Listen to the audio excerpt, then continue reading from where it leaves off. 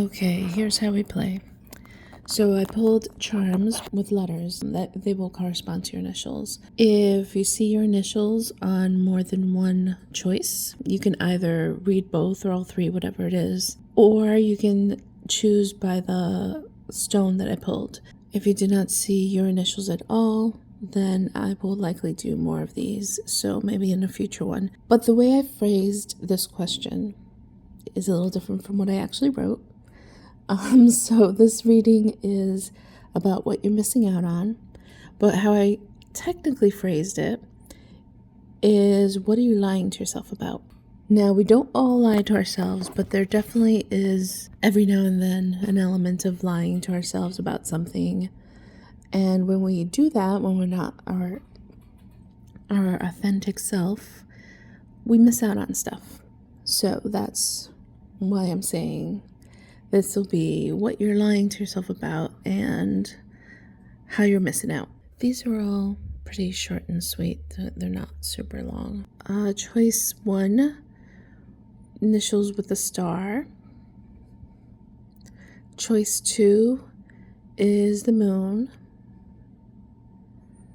And choice number 3 is butterfly. If you chose pile 1, let's start off with the Sunday Trolls. What's the Sunday Trolls? So I don't know how long you've been watching my channel, but I have a short up. Actually put it right here so you guys can see. I feel like Sundays for me are a trigger. Yes, the day of the week, Sundays are a trigger, because I felt like growing up, it was always the day that we had to go to an event or go to church or go somewhere acting like a happy family, It was torture, actually.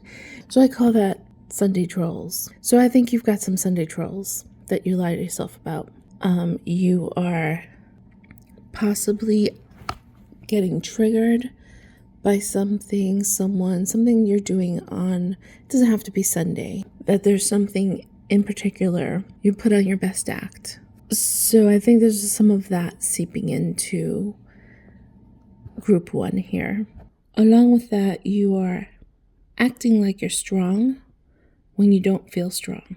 And I say that tends to happen with the older children, because you want to set the example and you don't want to scare your little brothers and sisters, and so you put on the act for the parents and the act for the kids, but you don't feel strong. And honestly, there's nothing truly wrong with that.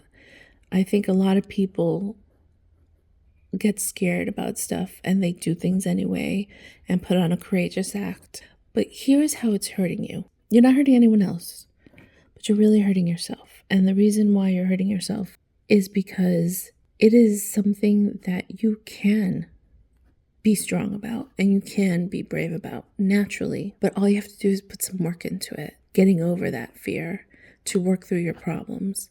So then instead of feeling scared, overwhelmed, and putting on the act, you can actually legitimately be strong and brave without putting on the act, because you've conquered whatever the challenge is, you've dealt with it. And so you can be a more authentic role model to whomever you're trying to role model to. The very definition of courage is that you do something even if you're scared, okay? So don't be hard on yourself if you're scared about something. I'm just saying that there's something probably related to your Sunday trolls that you can work through. The other option you can do, give it over to something bigger than yourself. So if you have some sort of faith, if you believe in God, if you believe in whatever, some higher being that you believe in, you can, what's the saying? Let Jesus take the wheel. Is that how it goes? You can basically do that to help you out until you resolve your problem. So group 2, the Tiger Eye Moon.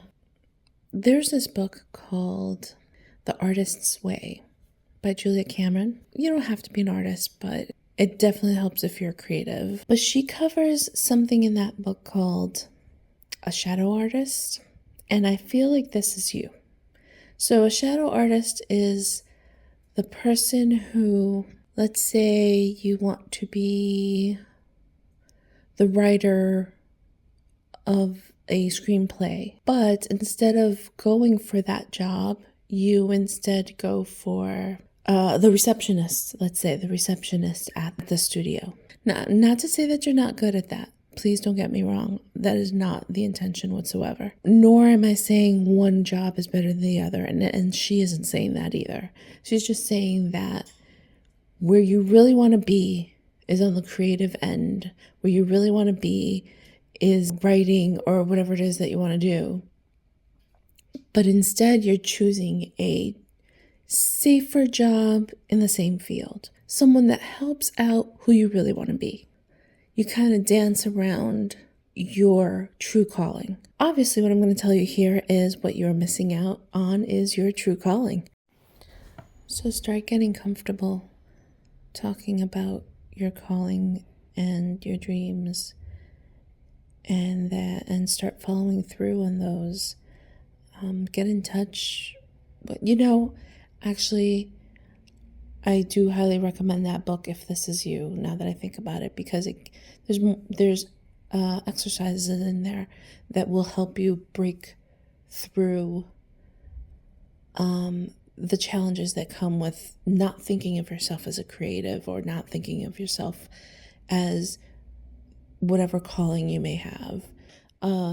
So sometimes people say, oh, well, I have kids that I'm bringing up, so I can't follow through on this calling that I have, or, oh, I have to take care of my dad who's in the hospital. Like there's people have legitimate reasons for not following through on their calling. I do not get that this is you. I think this is definitely a group where for some reason you are not confident enough, or you have something holding you back from following through on who you really want to be, what you really want to do, what you really want to put out there. Group 3, you guys had the little butterfly as well.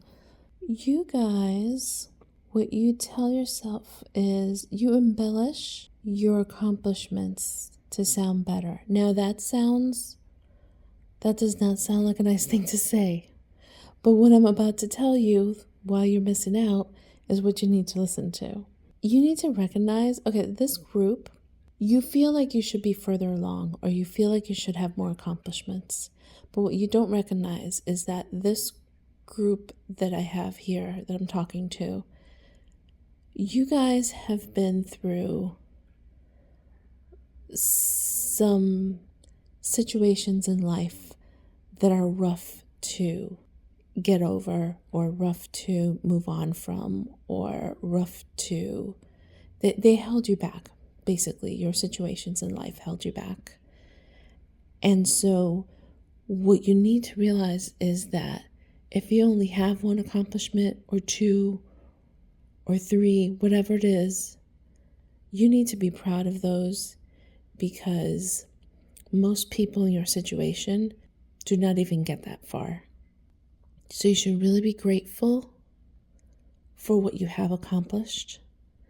And you might not be as far as you want to be, maybe not as far as, you went to school with a friend. She might be further along than you are in accomplishments. It doesn't matter. She does not have your life. You have your life. And if anyone were to see a picture of what you had to overcome to get to where you are today, so stop embellishing, because what you're really telling yourself when you do that is that you're not good enough, and you really are good enough, and you really have accomplished way more than most people would in your situation. So like I said, these are short and sweet, but I think they kind of pack a punch regardless. Let me know in the comments if anything resonates, and if this helps at all. And thanks for listening.